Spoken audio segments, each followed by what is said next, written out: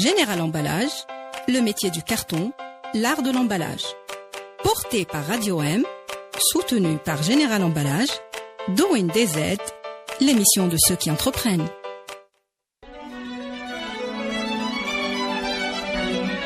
Pour bien s'entendre, il faut bien s'écouter. Rendez-vous sur M, la petite radio du Grand Maghreb. Amis auditeurs de Radio M, bonjour. Je suis très heureux de vous retrouver pour un nouvel épisode de Doing DZ, un nouvel épisode dans une nouvelle saison qui commence aujourd'hui. Et quoi de mieux pour commencer cette nouvelle saison que de recevoir une femme entrepreneur. Elle est très active, elle est dynamique, elle nous fait le plaisir d'être avec nous aujourd'hui. J'ai nommé Amina Djebbar. Bonjour et merci d'avoir accepté notre invitation. Bonjour et je vous remercie de m'avoir invité. Et je passe le bonjour aussi à nos amis auditeurs qui nous écoutent. Merci Amina. Encore merci d'être avec nous aujourd'hui. Alors Amina Djebbar, c'est comme j'ai dit une femme entrepreneur. Avant de sombrer un peu, sombrer c'est un mot péjoratif. Avant de plonger dans le vif du sujet qui sera aujourd'hui caractérisé et matérialisé par la boîte que tu as lancée, j'ai nommé Vendista.com. On va, comme à notre coutume à Doing DZ, s'intéresser au personnage, à votre personne, à ta personne. Puisqu'on se tutoie, on s'est dit de se tutoyer, ça sera plus simple. Parle-nous un petit peu de toi, Amina, qui tu es, à commencer par ton parcours d'études et qu'est-ce qui t'a amené à devenir entrepreneur? D'accord.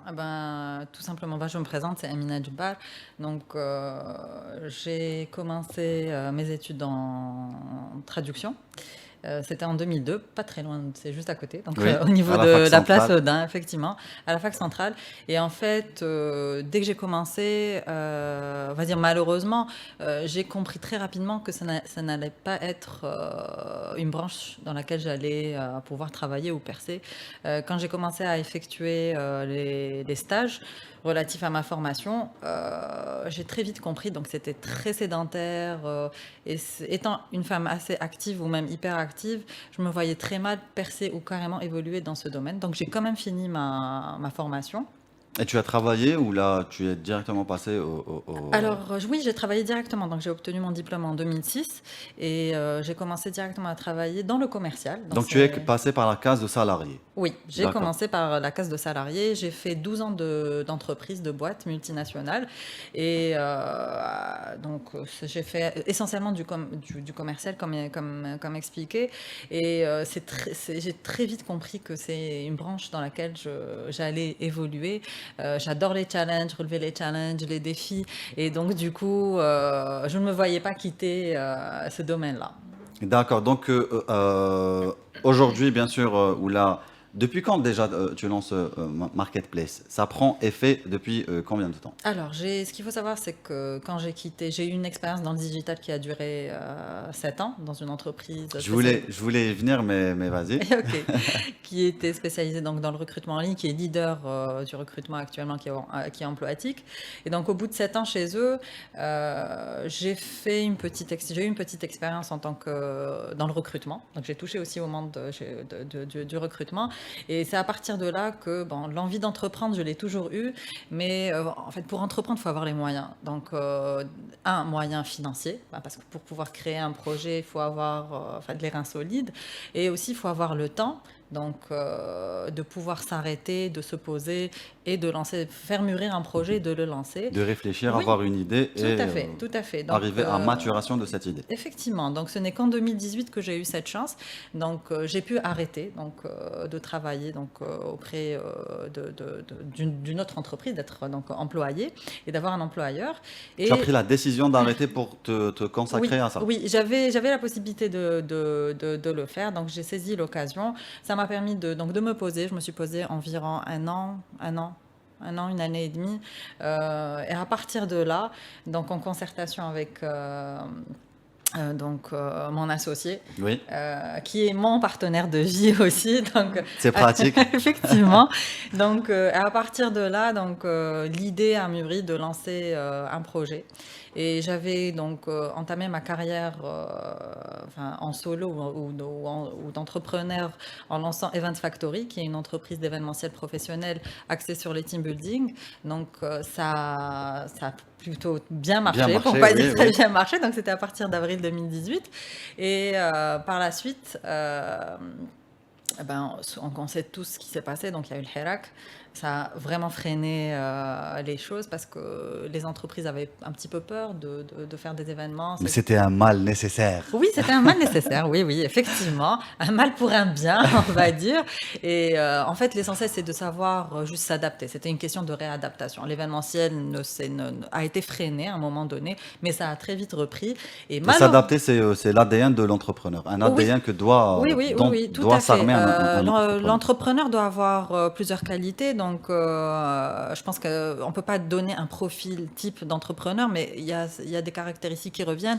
Donc, ça doit être une personne passionnée, chevronnée, même, je sais pas, quand on dépasse la passion. Il faut avoir une certaine confiance en soi, aimer prendre des risques, une ambition, beaucoup d'ambition, de la détermination et un goût du challenge et beaucoup de leadership. Donc, pour moi, si je devais définir ce que c'est le profil psychologique d'un voilà, effectivement. Et donc, pour revenir à la création de l'entreprise, donc Hirak, donc il y a eu un petit blocage, on s'est adapté, donc on a juste réajusté les choses. Oui. Et par la suite, il y a eu la crise sanitaire. Donc on y est encore, on baigne encore dedans. Et par contre, la crise sanitaire, ça a été vraiment un coup qui a achevé du moins le monde de l'événementiel et des services en général. Et c'est là où j'ai souhaité donc rebondir et aller sur une autre idée, de rester dans les services, parce que c'est ce qui marche, c'est Ce l'avenir. que j'aime, en fait, c'est, comme j'ai dit, il faut être passionné. Moi, je suis passionnée des services. Et au final, aller sur une digitalisation des services, faire une marketplace comme ce qui se fait actuellement ne m'intéressait pas forcément. Je voulais vraiment aller sur un concept innovant, apporter du neuf.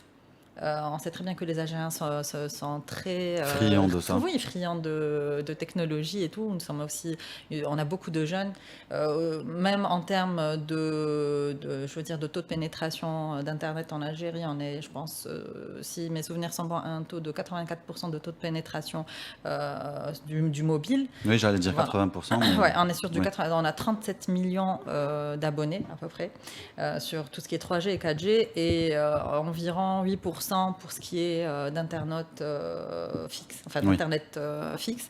Donc ça représente un marché assez important et ça reflète aussi l'image, on va dire, des Algériens qui sont vraiment très axés sur tout ce qui est nouvelles technologies.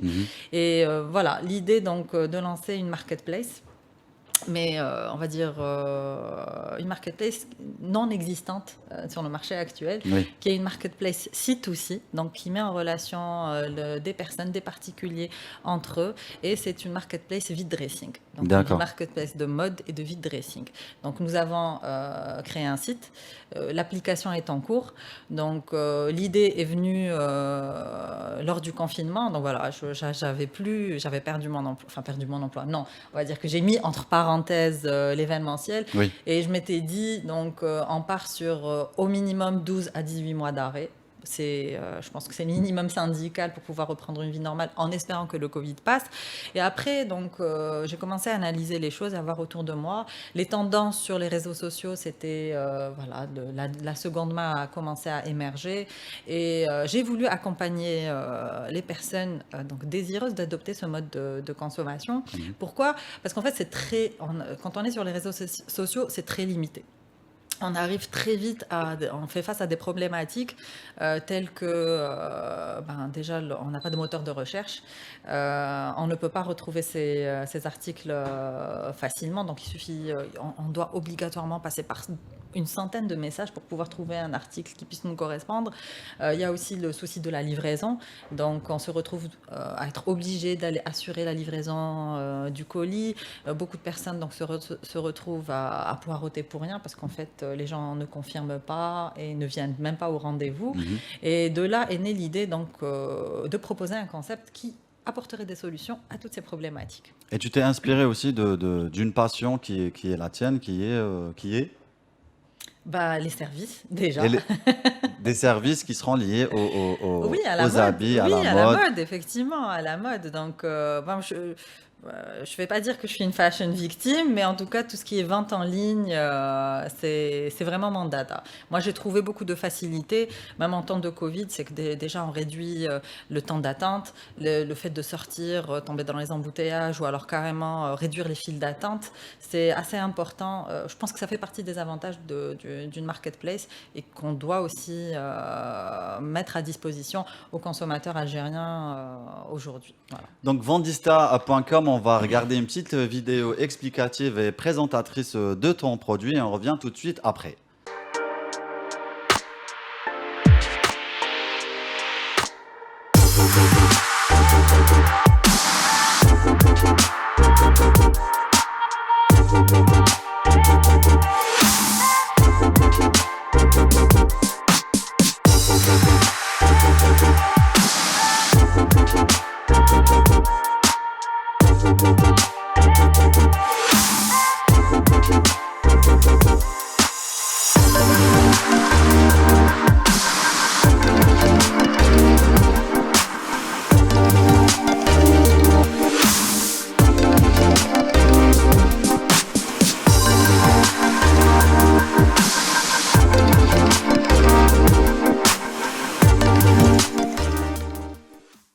On est de retour sur le plateau de, j'allais dire Malana Sakti, sur le plateau de Doing DZ en compagnie de Amina Djebbar, fondatrice de Vendista.com. Donc Vendista, qui dit Vendista, c'est un petit medley entre vendre et fashionista. Tout à fait. Nous disions tout à l'heure que toute la passion qui te lie avec tout ça.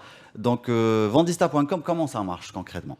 Alors concrètement, au jour d'aujourd'hui, c'est un site marketplace, donc comme expliqué, où donc des acheteurs et des vendeurs souhaiteraient, donc si toute personne souhaitant vendre un article ou un objet qu'elle n'utilise plus, donc elle peut s'inscrire très facilement sur le site en un clic. Donc on peut s'inscrire via son adresse mail ou alors via les réseaux sociaux, dont Facebook. Donc dès qu'on s'inscrit, on se retrouve sur la marketplace. On peut donc mettre ces articles à vendre toujours aussi facilement, donc en un clic. Donc je vends un article, on clique sur je vends un article et on se retrouve donc dans un petit formulaire d'une dizaine de questions où on poste les photos de l'article qu'on souhaite vendre, les références de cet article et l'article est en vente. Nous avons donc dans cette marketplace, on a donc au final 3 acteurs. On a l'acheteur, donc la personne qui serait intéressée d'acquérir un bien de seconde main, pas que. Quand je dis pas que, parce qu'on a 2 options. On a les vide-dressing et on a des stores pro. Les stores pro, c'est pour les personnes qui vendent du neuf et qui souhaitent se démarquer. Donc, c'est possible d'avoir un store professionnel. Et donc, on démarquera 2 types de vendeurs. Oui. Les acheteurs, donc, ils s'inscrivent aussi de la même façon. Donc, c'est le même mode d'inscription. Oui. L'acheteur, par défaut, a un dressing parce que l'acheteur peut se transformer en vendeur à tout moment. Et au final, il y a le web marchand qui est Vendista, qui fera donc profiter des fonctionnalités du site et de tout l'aspect marketing, trafic, donc pour pouvoir vendre plus rapidement.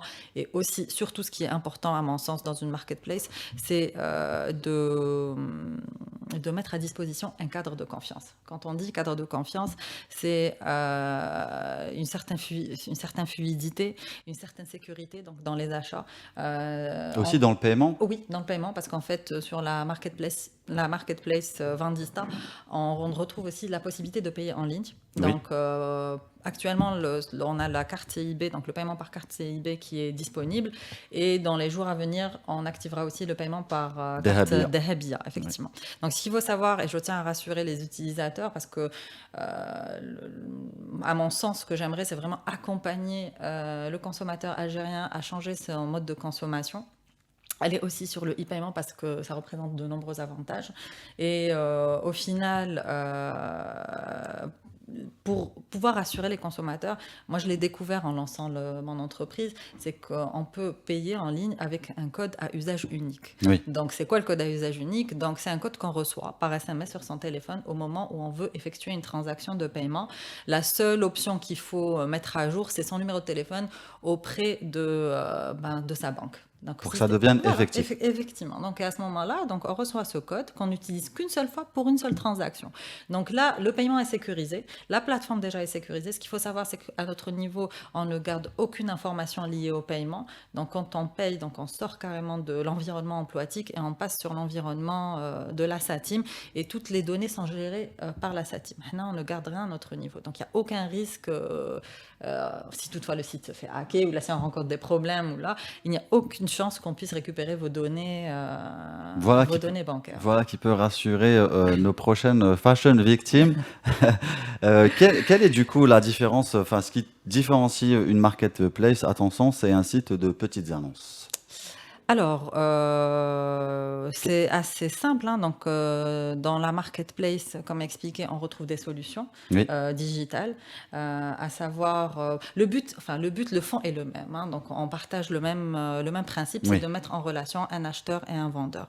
Le site d'annonce n'intervient pas ni dans le processus d'achat, ni dans le processus de livraison. Donc, voilà, tu mets une annonce, après tu te débrouilles, tu effectues ta vente, tu contactes le vendeur.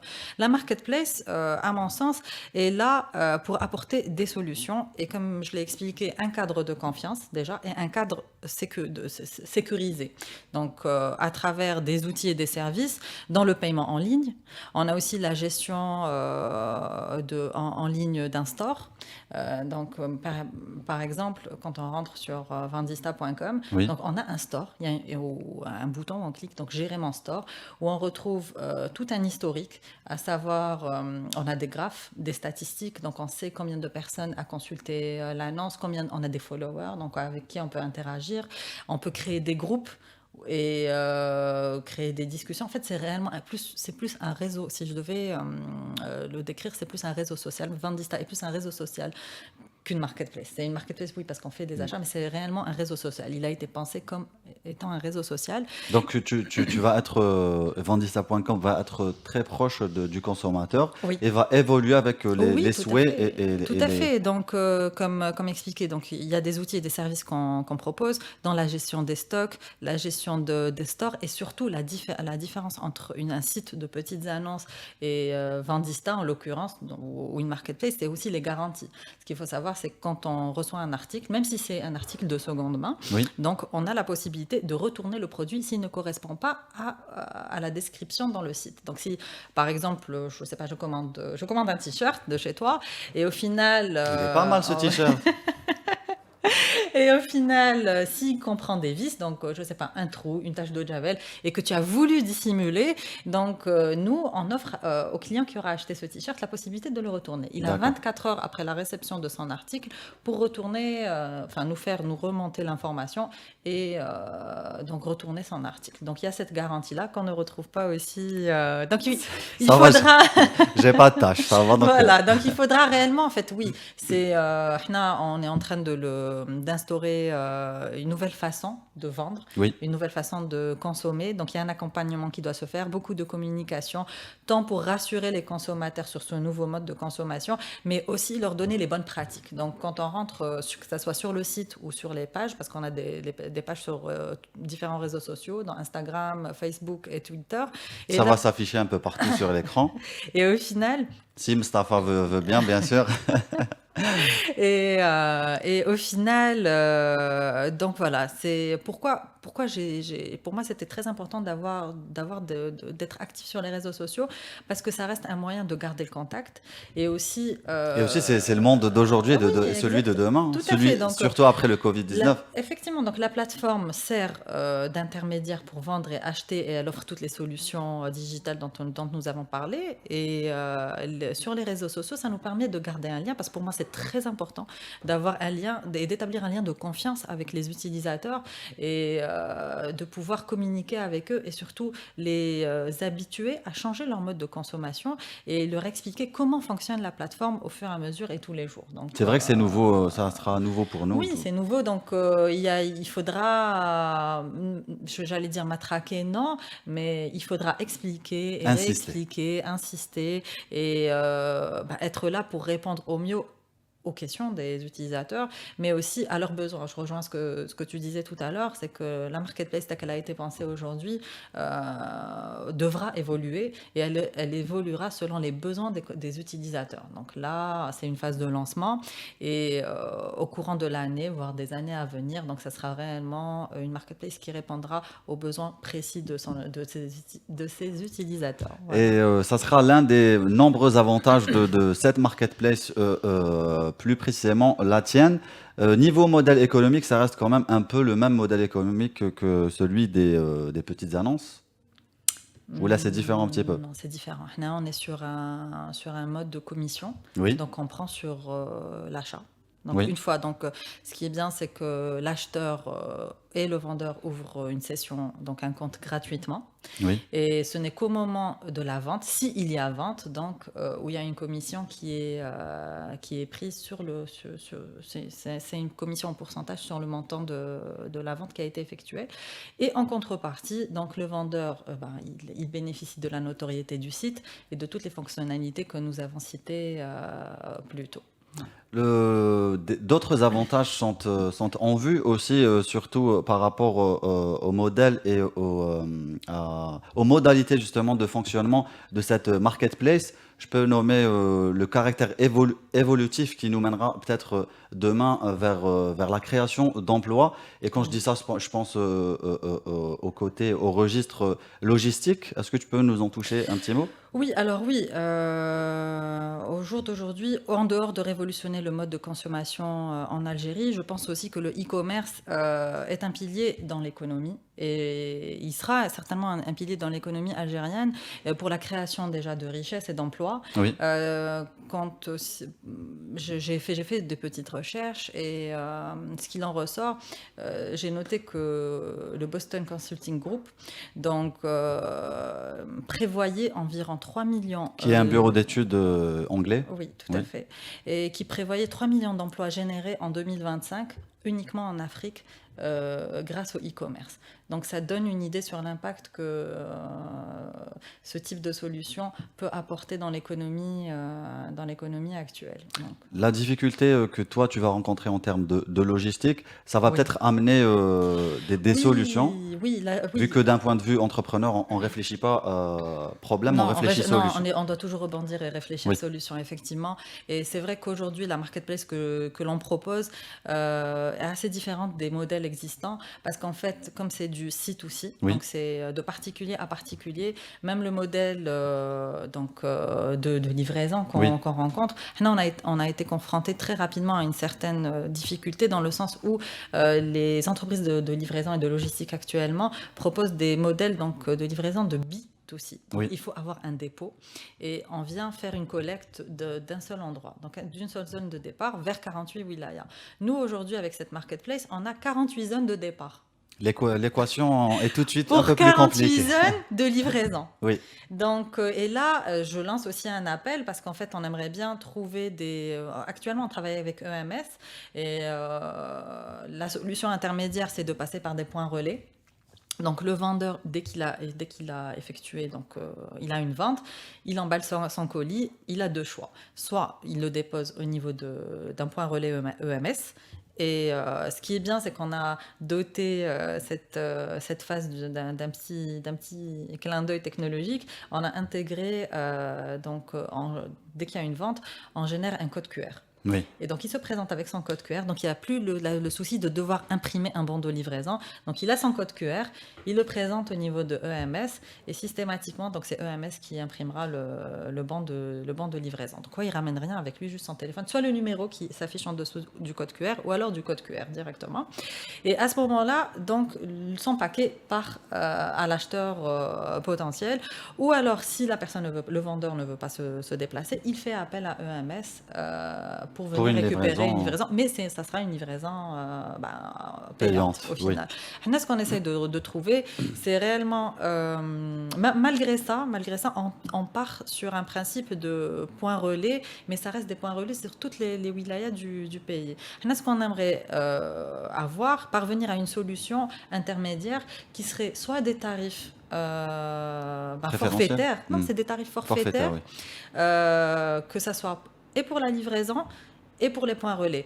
Mais la difficulté, après, il y a une autre difficulté auquel on doit faire face, c'est que l'Algérie, telle qu'on la connaît, c'est 48 wilayas, c'est plus digne d'un continent qu'un Oui, pays. oui. Voilà, donc là, et ça aussi, c'est une difficulté très spécifique à l'Algérie. Donc au final, ce qu'on pourrait faire, là, on était parti sur une idée de créer des tarifs forfaitaires, mais par région.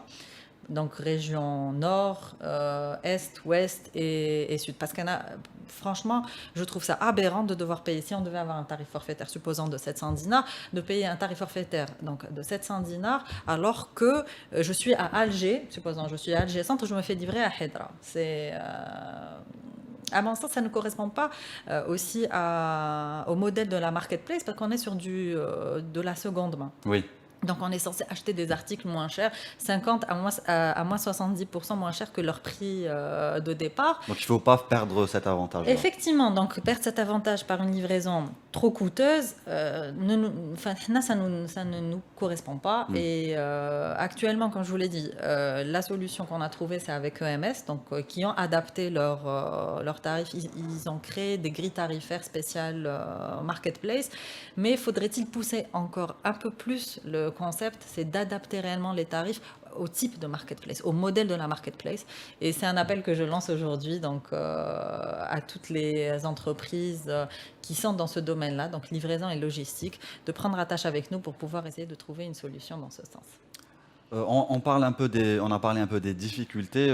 On continuera de parler des difficultés vu qu'il y en aura bien entendu dans un avenir moyen ou Le proche. plus important, c'est de pouvoir les dépasser et toujours raisonner solution. Bien sûr, bien sûr. Mais ce que j'allais dire, c'est que tu te trouves aujourd'hui dans une période où le système tel qu'il est aujourd'hui, même s'il n'a pas vraiment changé, Abdelmadjid Tebboune, le président de la République, semble vouloir être le président des startups, même si voilà, tout n'est pas parfait. Et même si voilà, on peut critiquer le système tel qu'il est aujourd'hui, surtout parce qu'il n'a pas vraiment changé depuis le 22 février. Mais on n'est pas là pour faire de la politique. Et comme dirait l'adage en arabe, Robba dorren nafi'a, qu'on peut traduire dans le mauvais, il y a du bon aussi. Donc il y a une volonté. Est pavé de bonnes intentions. Exactement. Donc il y a une volonté réelle du gouvernement d'avancer dans cette direction, une direction qui peut scier les start-upers et les entrepreneurs. Mais des difficultés, il subsiste toujours. On peut parler à titre d'exemple de la labellisation des start-up. Oui. Qui n'est pas aujourd'hui en vigueur. Effectif, c'est que moi je me suis renseignée de mon côté, j'ai essayé de savoir comment obtenir ce label start-up, mais à ce jour je n'ai pas eu de réponse à mes questions. C'est vrai qu'on a annoncé des avantages, on a annoncé aussi un plan de financement, mais concrètement sur le marché actuellement il y a encore un vide. Et j'espère vraiment qu'il sera comblé rapidement, parce que ça sera vraiment une façon de propulser les startups, surtout dans le e-commerce, parce que pour moi, je pense que c'est l'avenir aujourd'hui en Algérie. Par contre, c'est vrai que les difficultés qu'on rencontre, je pense, un entrepreneur sont les mêmes dans un parcours classique. On a beaucoup de bureaucratie, il faut le dire. C'est très difficile d'obtenir un papier, particulièrement en Aïe, j'ai eu beaucoup de difficultés parce que je suis installée au niveau de Béjaïa depuis quelques temps et le lancement de l'entreprise a coïncidé avec la fermeture des wilayas. Oui. Donc pour pouvoir venir faire mes papiers, c'était mission impossible. Ça a été très dur. Honnêtement, j'ai fait face à des situations où j'ai rencontré beaucoup d'entreprises étatiques qui étaient très flexibles, donc qui acceptaient les scans, qui ne nécessitaient pas forcément de déplacement à leur niveau.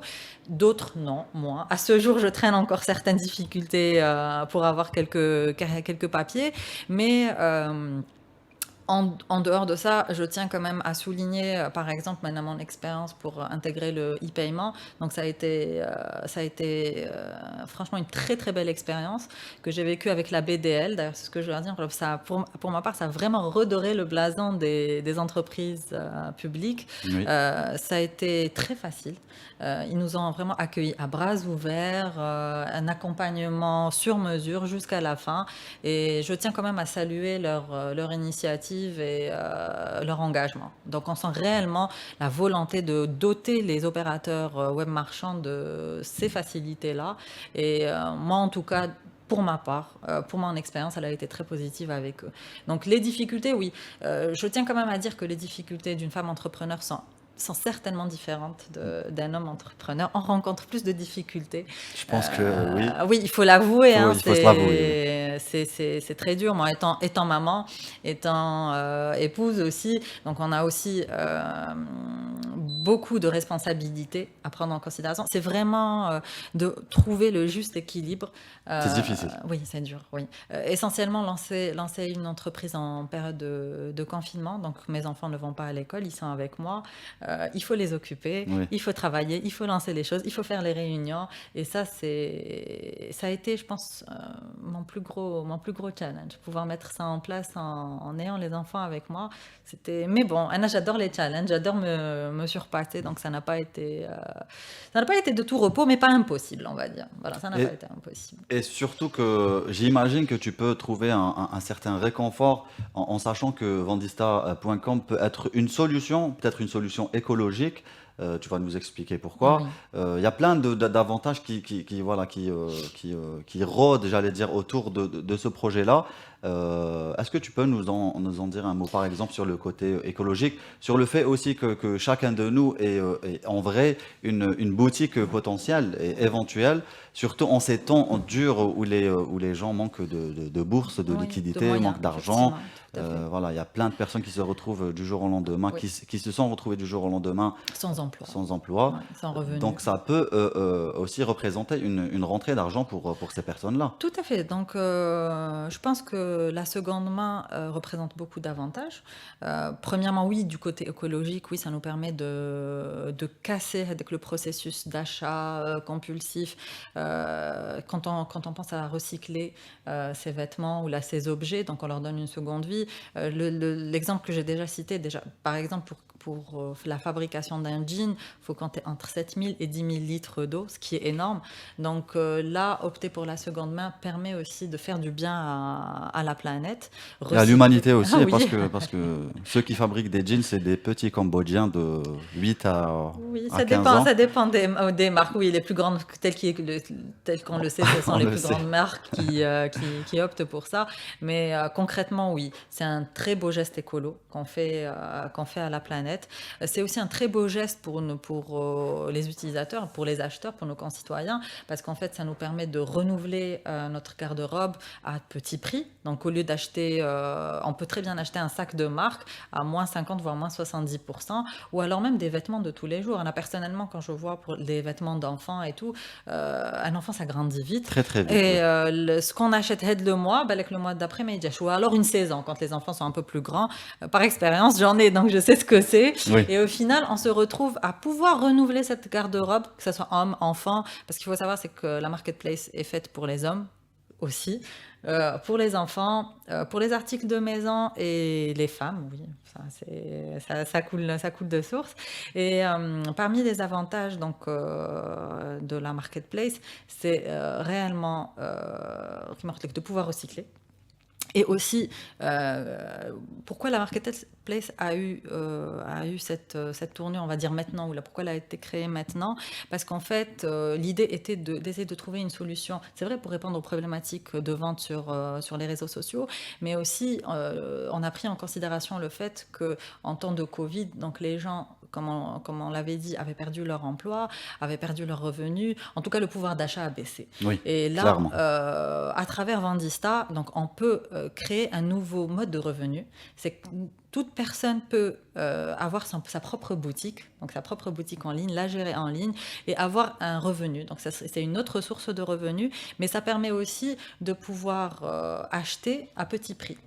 Donc, du coup, ça crée un nouveau mode économique, en fait. Donc, où les personnes peuvent trouver un moyen de gagner de l'argent et les autres personnes, enfin les acheteurs dans ces cas-là, pourront acheter à prix réduit et alléger alléger leurs dépenses. Voilà. Oui. Donc, ça va joindre l'utile à l'agréable au final. Exactement.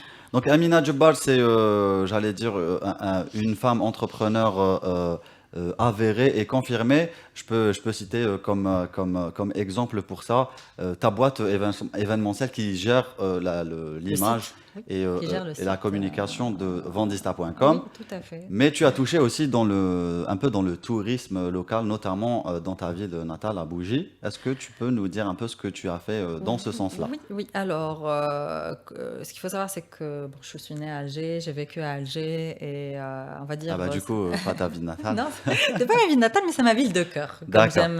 comme j'allais le dire.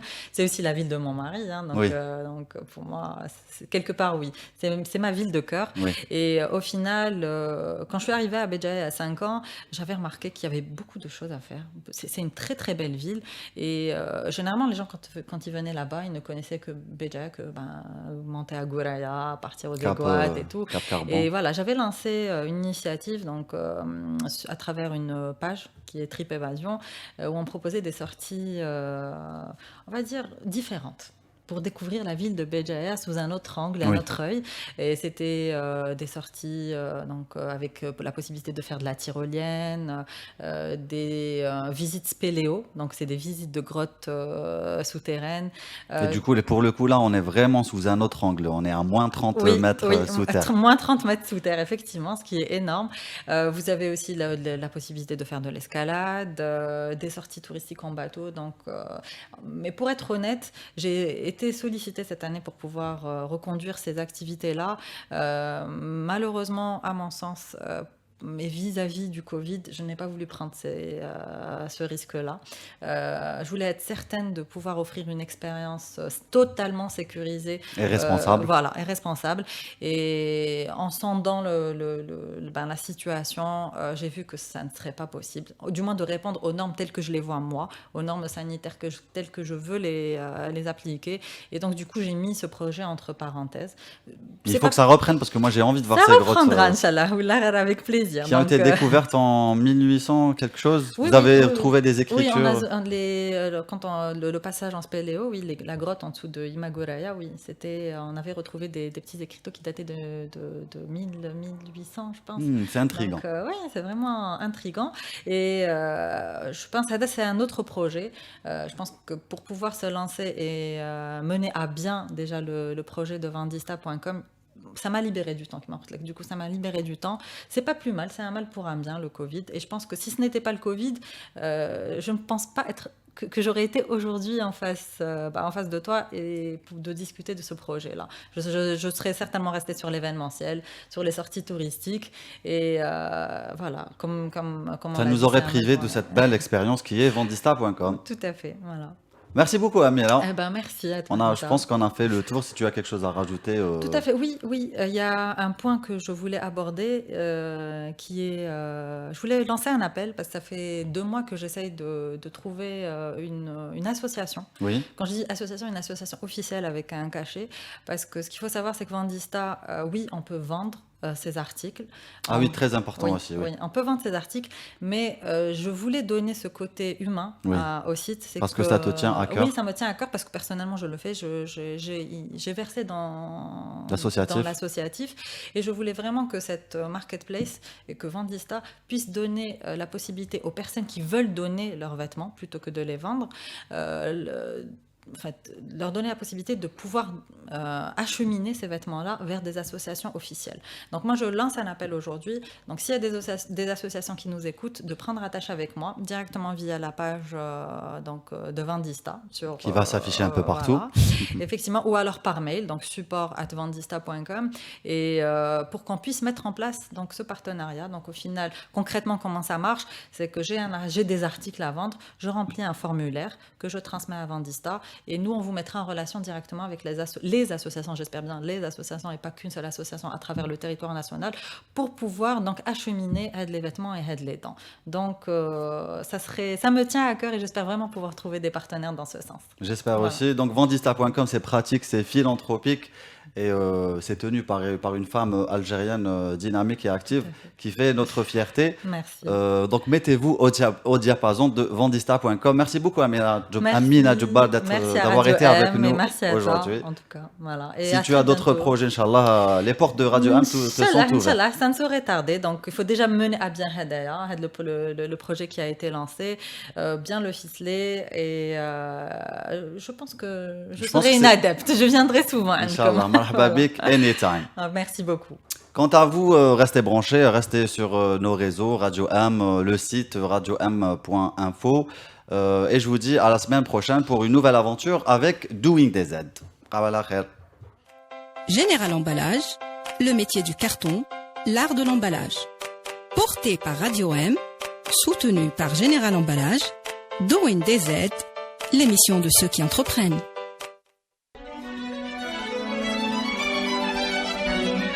Pour bien s'entendre, il faut bien s'écouter. Rendez-vous sur M, la petite radio du Grand Maghreb.